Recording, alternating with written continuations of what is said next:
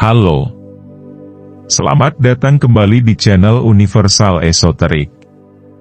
Dalam part 2 ini, kita akan menceritakan lanjutan dari pembelajaran memanfaatkan energi metafisika. Kita akan membahas kosakata energi dari berbagai sudut pandang. Pertama-tama kita akan melihat kosakata energi di dunia metafisik zaman kuno melalui abad ke-17. Mengenai metafisika adalah istilah yang digunakan oleh para filsuf untuk merujuk pada cabang filsafat yang membahas pertanyaan tentang makna tertinggi, pertanyaan seperti, apa itu realitas, apa sifat dunia, apakah ada dewa atau roh suci dan seperti apa mereka, dan, apa arti hidup, alam semesta, dan segalanya. Ini juga telah digunakan selama beberapa abad untuk menggambarkan studi tentang hal-hal yang berada di luar fisika normal, seperti ilmu gaib, mistisme, fenomena psikis. Metafisika, dalam semua maknanya yang beragam, adalah sesuatu yang telah dipikirkan dan diikuti orang selama ribuan tahun, betapapun informalnya hal ini.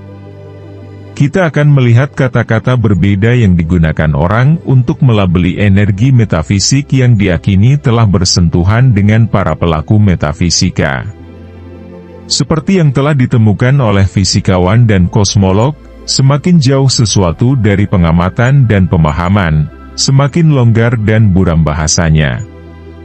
Setiap generasi para pendeta, penyembuh, pelaku metafisis, peramal, spiritualis, para psikolog, dan berbagai pekerja energi zaman baru dan yang lainnya telah mencoba menggambarkan energi yang kuat namun tak terlihat yang mereka rasakan dan coba kendalikan. Masing-masing telah menggunakan kosakata pilihannya sendiri. Ini diinformasikan oleh bagaimana mereka memahami fenomena yang terlibat pada zaman mereka. Dalam setiap kasus, hal pertama mengenai metaforanya berakar pada pengetahuan tradisional, atau pengetahuan zaman dahulu, kemudian disampaikan dalam kebijaksanaan esoteris yang hanya diketahui oleh beberapa orang, kemudian disampaikan dalam sains dan teknologi. Ini adalah alat yang disukai yang digunakan untuk menjelaskan hal yang tidak dapat dijelaskan. Terkadang pilihan bahasa mewakili daya tarik bagi figur intelektual di saat itu, dan terkadang itu merupakan cerminan dari fakta bahwa pekerja energi itu sendiri adalah figur intelektual dari budaya di periode mereka ini. Dan mungkin mereka ini setara dengan dokter, ilmuwan, dan filsuf modern. Sangat penting untuk diingat bahwa orang yang terlibat dalam proses intelektual ini menurut standar waktu dan di tempat mereka dianggap sangat cerdas. Di antara orang-orang kuno di dunia, dan selama ribuan tahun di seluruh dunia, berbagai energi metafisik ini biasanya dianggap sebagai energi spiritual, yang dalam artinya mereka dianggap melibatkan dewa, leluhur, roh alam, atau entitas lain yang berakar pada animisme atau kepercayaan bahwa semuanya hidup, lalu panteisme atau percaya bahwa para dewa adalah semua dan dalam semua, atau panenteisme yaitu bahwa para dewa adalah imanen dan juga transenden. Seperti yang akan kita lihat, istilah metafisik yang melibatkan energi universal atau energi kosmik dapat dengan mudah kabur dan tercelup ke dalam istilah berbasis roh ini. Personifikasi berbagai kekuatan tampak logis bagi sebagian besar budaya kuno. Karena mereka melihat alam semesta penuh dengan kehidupan. Karena mereka semua tahu mereka memiliki leluhur. Fakta bahwa leluhur tampaknya tidak terlihat pada saat tertentu tidak berarti mereka tidak ada di suatu tempat, yang mungkin mereka berada di dunia roh yang tumpang tindih dengan atau entah bagaimana mereka bisa berkomunikasi dengan dunia biasa atau alam duniawi kita. Arkeologi tampaknya memberikan bukti bahwa para pendahulu prasejarah percaya pada berbagai jenis roh sejauh puluhan ribu tahun yang lalu. Kita tahu melalui arkeologi zaman yang lebih baru, serta melalui sejarah, mitologi, dan linguistik, bahwa orang-orang di seluruh dunia setidaknya selama ribuan tahun terakhir menyembah dewa dan dewi, dan menghormati leluhur mereka. Ketika seorang pendeta, dukun atau pelaku mistis, atau penyembuh atau pelaku metafisika lainnya melakukan apa yang mereka lakukan dalam praktek mereka, mereka sangat sering meminta bantuan roh, apakah dewa besar atau roh yang lebih rendah. Ilmu gaib, mistisme, dan metafisika serta penyembuhan spiritual sering dilihat oleh orang dahulu sebagai masalah dalam mengembangkan keterampilan komunikasi spiritual dengan entitas yang sesuai, bukan sebagai manipulasi kekuatan alam. Lambat laun mereka belajar bahwa benda, tumbuhan, zat, seni, dan teknik psikologis tertentu tampaknya memiliki sifat khusus yang membuat pekerjaan mereka lebih mudah dan lebih dapat diandalkan. Hari ini kita dapat menjelaskan hasil upaya mereka sebagai tindakan alami, dan dapat diprediksi, dan dihasilkan melalui biologi dengan obat-obatan, dengan herbal, dengan psikedelik dan yang lainnya, ditambah sedikit psikologi dan hipnosis.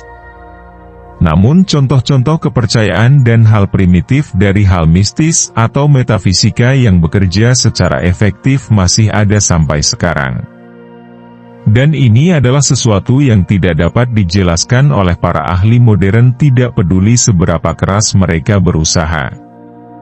Mungkinkah alat magis, spiritual, artistik, dan psikologis yang digunakan orang dahulu bekerja di lebih dari satu cara? Dan bahwa penjelasan rasionalis modern yang masih kita pegang hari ini terlalu sederhana? Filsuf Yunani dan filsuf Romawi klasik, mistikus, dukun, dan pendeta, serta pelaku ritual upacara abad pertengahan, memiliki kosakata tentang energi yang mencakup simpati atau sesuatu yang berhubungan dalam hal-hal yang berjalan baik bersama-sama, seperti tumbuhan tertentu dan penyakit tertentu atau bagian tubuh, dan menjelaskan mengenai kekuatan dalam kemampuan untuk menghasilkan efek yang kuat, dan memberitahukan mengenai kebajikan atau kualitas yang berguna untuk menggambarkan karakteristik, yaitu menggambarkan kata-kata fisiknya untuk sebagian besar hubungannya dengan menggunakan objek dan fenomena alam. Banyak juga yang percaya bahwa apa yang mereka lakukan dapat melibatkan partisipasi roh, dan aspek fisik serta spiritual dari 4 elemen yaitu udara, bumi, api, dan air, yang digambarkan oleh filsuf Yunani yaitu Empedocles. Ini sangat berbeda dari elemen di kepercayaan Cina karena dianggap sebagai bagian yang tidak hidup dari mana semua realitas fisik dibangun. Orang Cina kuno menganut konsep kekuatan hidup atau energi spiritual yang didistribusikan ke seluruh kosmos dan mengalir melalui semua makhluk hidup. Kekuatan ini disebut Qi atau Qi, yang mungkin mereka menghubungkannya secara historis atau metaforis dengan konsep India yang menamakan ini prana. Para sarjana Cina menegaskan bahwa Qi mengalir di sepanjang saluran dalam tubuh, yang disebut meridian. Yang dalam bahasa lainnya ini sama dengan yang menjadi titik fokus di akupuntur dan akupresur. Aliran pemikiran Cina yang berbeda telah berdebat tentang apakah Qi berasal dari materi atau materi berasal dari Qi, atau apakah materi dan Qi adalah fenomena yang berbeda tetapi terhubung. Sebagian besar seni bela diri Cina melibatkan penggunaan Qi, termasuk cara merangsang produksinya dan menyalurkan alirannya keluar tubuh melalui senjata atau bahkan hanya lewat udara, untuk digunakan ke lawannya. Banyak filsuf Cina, dulu dan sekarang, tampaknya berpikir bahwa Qi hanyalah metafora, sementara yang lain berpendapat bahwa itu adalah bentuk energi literal yang entah bagaimana terhubung dengan bentuk energi yang dikenal oleh para ilmuwan barat, seperti bioelektrik, bioenergi dan lainnya. 5 elemen di timur dalam ajaran Cina yaitu, bumi, air, api, kayu, dan logam, sementara ini sering disamakan dengan elemen Yunani atau di barat. yaitu bumi, air, udara, api, dan roh. Di India, pendeta kasta Brahmana dan intelektual lainnya mengembangkan berbagai sistem mistik yang dikenal sebagai kata yoga. Yoga berasal dari bahasa Sanskerta yang berarti penyatuan, yaitu penyatuan dengan alam atau penyatuan dengan Sang Pencipta. Dan mengandung konotasi dengan disiplin atau cara dalam disiplinnya untuk mencapai hal penyatuan itu. Ada banyak yoga, termasuk Hatha Yoga, Bhakti Yoga, Raja Yoga, dan Tantra Yoga. Tantra Yoga juga bekerja dengan jenis energi khusus yang diyakini berada di dasar tulang belakang dan mampu memanjat, seperti ular, naik ke tulang belakang ke atas kepala, di mana ia memberikan kebahagiaan transendental pada yogi. Ini disebut sebagai Kundalini. Para yogi yang berpengalaman dapat mengembangkan kemampuan khusus seperti telepati, kewaskitaan, dan penyembuhan. Dasar dari semua yoga adalah konsep dari kata Sanskerta yang berarti prana atau napas, yang dipahami sebagai kekuatan hidup yang ada pada semua makhluk hidup, dan energi vital yang didistribusikan ke seluruh alam semesta dan diperlukan untuk prosesnya. Karena itu, latihan pernapasan menjadi alat utama dalam semua sistem yoga. Ada pola dalam konseptualisasi ini yang akan kita lihat berulang dalam kosakata energi dari banyak tradisi lainnya. Sistem yoga juga menggambarkan jalur melalui tubuh mirip dengan garis meridian Cina di mana Qi dikatakan mengalir. Selain itu, ajaran esoterik Hindu menyatakan bahwa ada pusat energi berputar yang disebut cakra atau roda, yang berada di sepanjang tulang belakang dan di tempat lain. Yang masing-masing memiliki jenis energi khusus yang terkait dengan konsep dan aktivitas seperti seksualitas, kekuatan, perasaan, komunikasi, kewaskitaan, dan sebagainya. Di Polinesia kuno, Melanesia, dan Mikronesia, istilah untuk energi ini disebut dengan mana, yang digunakan untuk merujuk pada berbagai jenis energi yang oleh orang barat modern mungkin disebut energi spiritual, psikis, magis, metafisik, artistik, atau energi fisiologis. Makna aslinya mungkin memiliki konotasi dengan rasa hormat karena pesona karismanya atau rasa kagum bahwa orang, tempat, dan hal-hal tertentu dapat menginspirasi para pengamat karena adanya moral tanggung jawab dan kemurnian yang dimiliki oleh kekuatan seperti itu pada manusia. Di sini sekali lagi, energi yang disebut mana, dilihat sebagai sesuatu yang mengisi banyak bagian dunia lainnya dan membuat makhluk hidup tetap hidup.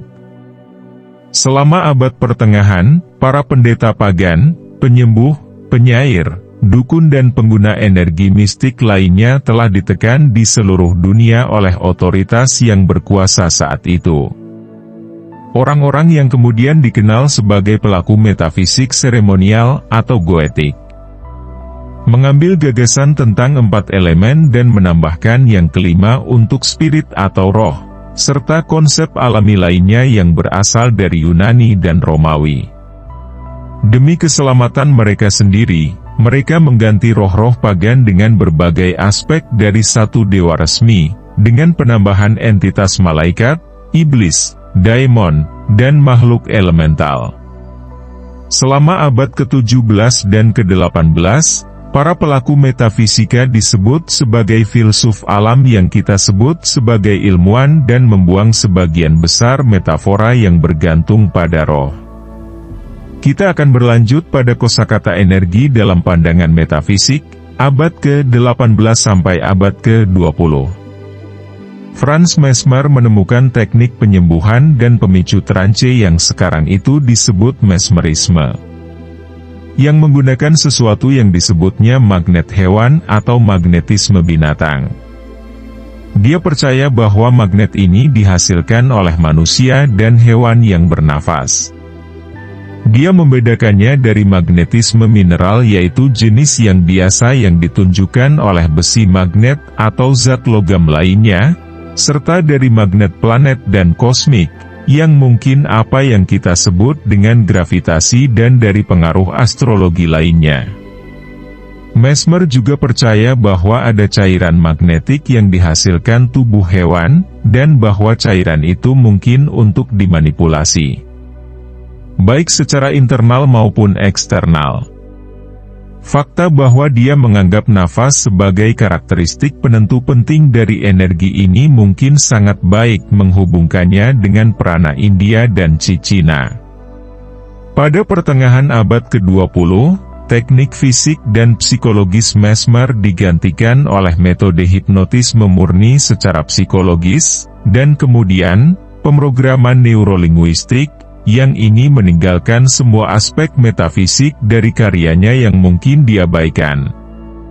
Namun sebelum itu terjadi, karyanya sangat berpengaruh bagi generasi ilmuwan yang mencari hubungan antara kesadaran, biologi, dan energi elektromagnetik.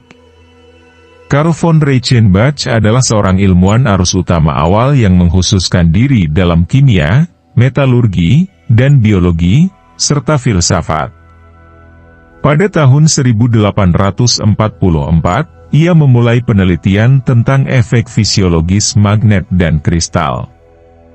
Reichenbach menjadi yakin bahwa ada energi non-fisik tertentu yang aktif dalam organisme hidup dan tidak ada dalam semua materi tak hidup. Dia menamakan energi ini Odik, yang namanya seperti dewa Norse Odin. Dia percaya bahwa gaya Odik dapat memiliki fluks atau aliran positif atau negatif, dan dapat dilihat sebagai awan gelap atau cahaya yang bercahaya.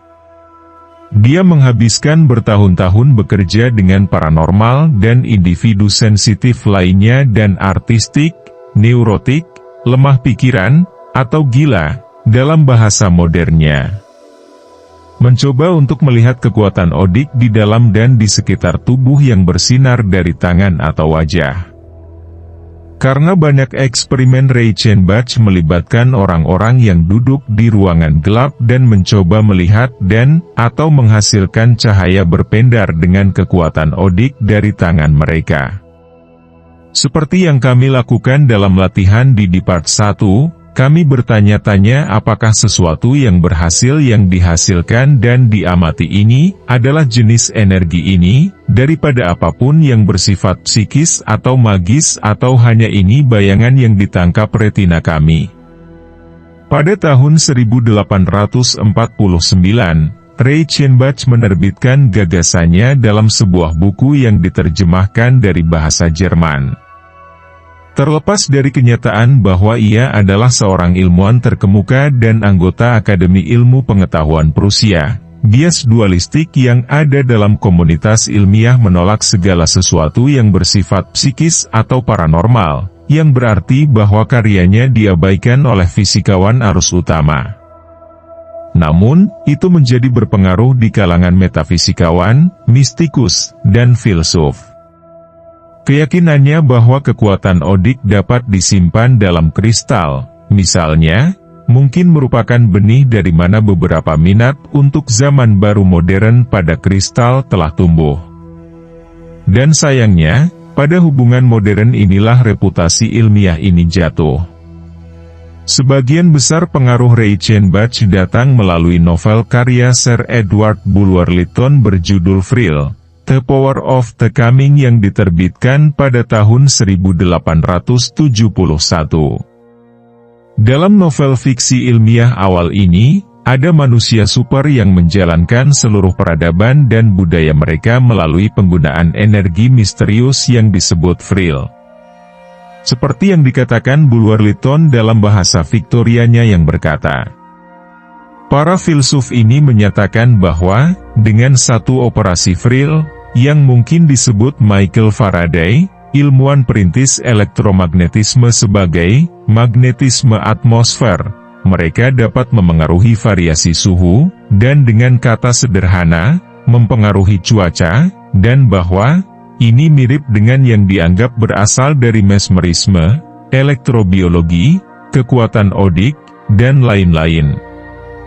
Tetapi diterapkan secara ilmiah melalui konduktor Frill, dan dapat memberikan pengaruh atas pikiran, dan tubuh hewan serta tumbuhan. Untuk semua itu, mereka memberikan nama umum Frill. Phineas T. Quimby merancang sistem penyembuhan yang mengajarkan bahwa semua penyakit berakar pada pikiran. Dia percaya bahwa pikiran dan tubuh terpisah tetapi terhubung, dan bahwa yang satu dapat mempengaruhi yang lain. Teknik-teknik yang awalnya ia gunakan hanya bersifat intelektual dan sebenarnya dapat dianggap sebagai terapi pendamping psikologis, yang tidak melibatkan energi fisik. Pada tahun 1838, ia terlibat dalam studi mesmerisme, dan mulai menggabungkannya dengan teknik persuasi intelektualnya, yang konon katanya dia menyembuhkan ribuan orang selama karirnya. Dari pertengahan abad ke-19 hingga pertengahan abad ke-20, spiritualisme muncul dan memiliki efek mendalam pada cara energi mistik untuk dipahami secara umum. Meskipun gerakan itu sendiri sepenuhnya terdesentralisasi, ada sejumlah orang yang dapat dianggap sebagai pendirinya. Spiritualisme yang muncul ini adalah gado-gado atau campuran metode hipnotis mesmer untuk menginduksi suatu trans, seperti tulisan mistik Emanuel Swedenborg tentang percakapan dengan roh, lalu kepercayaan rakyat tentang hantu dan setan, serta feminisme awal, dan berbagai ide mistik yang diambil dari apa yang disebut teosofi. Fokus utama spiritualisme yang muncul ini adalah berkomunikasi dengan orang mati melalui media, seseorang yang akan mampu menarik dan mengendalikan mereka, seringkali melalui sebagian atau seluruhnya, orang dirasuki oleh roh yang nyata atau yang diduga nyata. Pemimpin terkemuka sepanjang sejarahnya adalah wanita dan menariknya, spirit yang disalurkan berbicara melalui media dan sering berbicara menentang perbudakan dan hak-hak perempuan. Sementara spiritualisme jenis ini pada awalnya memiliki sedikit cara dalam teologi yang terorganisir. Salah satu cabangnya adalah spiritisme, dan ini menjadi kepercayaan besar di Amerika Selatan. Spiritisme diciptakan oleh sarjana Perancis Hilaire de Rifail, alias Allan Kardec, yang menulis beberapa karya tulisan tentang itu. Sementara itu, spiritualis di Amerika dan Eropa, walaupun mereka adalah spiritualis, mereka menghadiri gereja-gereja Kristen liberal dengan orang-orang seperti universalis, banyak juga yang agnostik dan yang lainnya. Cukup banyak gereja spiritualis independen yang diorganisir selama beberapa dekade, dan secara bertahap terhubung ke dalam serikat atau suatu asosiasi, dan akhirnya terpecah. Sementara sebagian besar medium merujuk secara samar-samar ke energi psikis atau spiritual tertentu yang digunakan dalam trans mereka, istilah ektoplasma menjadi terkait erat dengan spiritualisme ini. Ini dianggap sebagai bentuk padat dari kekuatan hidup, atau bioenergi, atau energi eterik yang dapat dibentuk secara mental oleh medium atau roh untuk menggerakkan objek atau membuat roh terlihat. Teosofi didirikan pada tahun 1875 oleh seorang paranormal dan medium penjelajah dunia bernama Helena Petrovna Blavatsky. Itu adalah bentuk kepercayaan dan filsafat universalis, yang beberapa di antaranya diklaim Blavatsky telah dipelajari dari Roh Agung di Tibet. Untuk menciptakan sistemnya, dia dengan riang mencampur ajaran kepercayaan Yunani, Romawi, dan Mesir kuno, Hindu, Buddha, Tibetan, Islam, Kristen, ilmu ritual kekuatan upacara Barat, Kabalah Kristen, dan agama serta filosofi lain.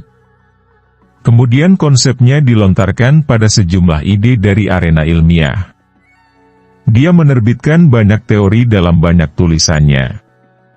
Tulisan-tulisannya di kemudian hari, oleh banyak orang dan oleh orang-orang di Theosophical Society, memiliki efek mendalam pada seluruh komunitas okultisme dan metafisika barat yang ada saat itu, serta pada calon gerakan pemikiran baru yang belum datang. Desakannya bahwa sains dan agama benar-benar tidak bertentangan dan memunculkan gagasan bahwa agama dan filsafat harus berkembang dengan pengetahuan ilmiah, daripada melawannya. Blavatsky dan para pengikutnya menggambarkan sistem bidang materi dan energi yang tidak terlihat, menggunakan metafora bahwa masing-masing berada pada getaran yang lebih tinggi. Yang sebelumnya ini mungkin pengetahuannya diambil dari para spirit. Ini termasuk alam bumi dari alam fisik biasa, serta alam eterik, astral, mental, dan kausal, semua diatur dalam hierarki kekuasaan yang naik. Bidang-bidang ini dikatakan saling menembus satu sama lain. Jadi perubahan yang disebabkan oleh seorang pelaku metafisika atau mistikus pada bidang yang lebih tinggi dapat mempengaruhi perubahan serupa pada bidang yang di bawah. Bidang-bidang ini juga dapat dilihat sebagai bidang yang tumpang tindih, seperti yang ditunjukkan pada gambar ini. Kadang-kadang kita melihatnya sebagai bersarang, satu di dalam yang lain, seperti yang ditunjukkan pada gambar itu. Nama dan konsep serupa digunakan oleh penyembuh psikis modern dan pekerja energi untuk menggambarkan lapisan bersarang medan energi di dalam dan di sekitar tubuh manusia dan hewan, sebagian karena istilah Blavatsky adalah terjemahan dari kosakata ajaran esoteris Hindu dan Cina, yang saling bertentangan. Berbagai nama untuk bidang yang berbeda dan subkategorinya dapat membingungkan karena jumlahnya sangat banyak. Christian Science, didirikan oleh Mary Baker Eddy, dimulai dengan teori Quimby dan menggabungkannya dengan interpretasi liberal Eddy tentang Alkitab Kristen. Salah satu hal tentang Quimby yang mengganggu Eddy adalah penolakannya terhadap sebagian besar doktrin Kristen tradisional. Setidaknya dalam bentuk dogmatis konservatif mereka. Quimby melihat mereka sebagai kontributor penyakit mental. Tanggapan Eddy adalah bahwa Kristus yang alkitabiah perlu dilihat terutama sebagai seorang penyembuh yang menggunakan perumpamaan dan metafora untuk mengajarkan ketidaknyataan dari semua penyakit. Sementara para ahli modern tentang hipnosis, pemrograman neurolinguistik, dan metode pemrograman ulang psikologis lainnya dapat dan memang membuat argumen bahwa mendengarkan ceramah yang panjang dan membosankan dapat menyebabkan keadaan trans di antara peserta pertemuan. Eddy sendiri selalu membedakan antara apa yang dia ajarkan di satu sisi, dan hipnotisme atau mesmerisme di sisi lain.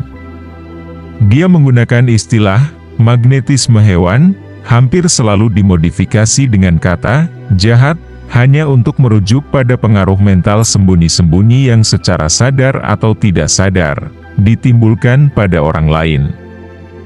Sikap ini tampaknya ada hubungannya dengan fakta bahwa Quimby mungkin telah melecehkan Eddy dengan berbagai cara.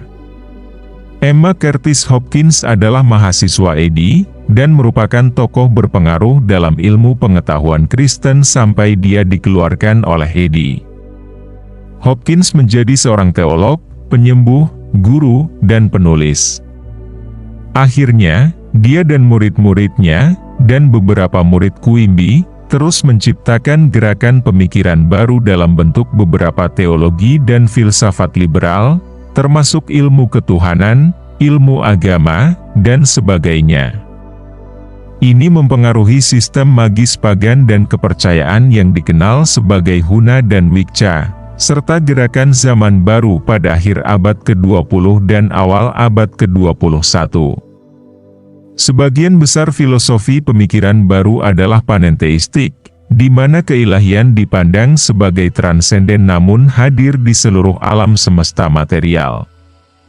Energi kreatif, atau kekuatan Tuhan, ada di mana-mana, dan dapat diakses oleh manusia jika mereka belajar berpikir dengan benar.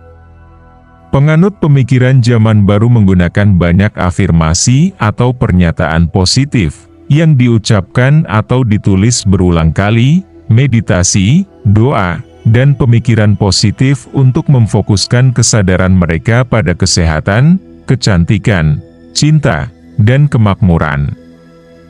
Gerakan pemikiran baru juga mempengaruhi filsafat hermetik abad ke-19 dan ke-20. Mengenai filsafat hermetik ini, akan kami bahas nantinya. Pada tahun 1882, Society for Psychical Research didirikan di Inggris untuk menyelidiki banyak efek luar biasa yang dihasilkan oleh medium, para praktisi metafisika dan peramal independen dalam pemanggilan arwah dan pertunjukannya. Para peneliti ini, yang akhirnya dikenal sebagai para psikologis, cenderung memusatkan perhatian mereka pada energi psikis sebagai kekuatan alam semesta, tanpa hubungan yang diperlukan dengan roh. Mereka juga mencoba membedakan penggunaan istilah psikis dari cara yang sains arus utama menggunakannya atau yang berarti segala sesuatu berhubungan dengan pikiran. Akhirnya mereka menyerah dan menyebut diri mereka para psikolog atau ilmuwan yang melampaui psikologi biasa dalam penelitian mereka.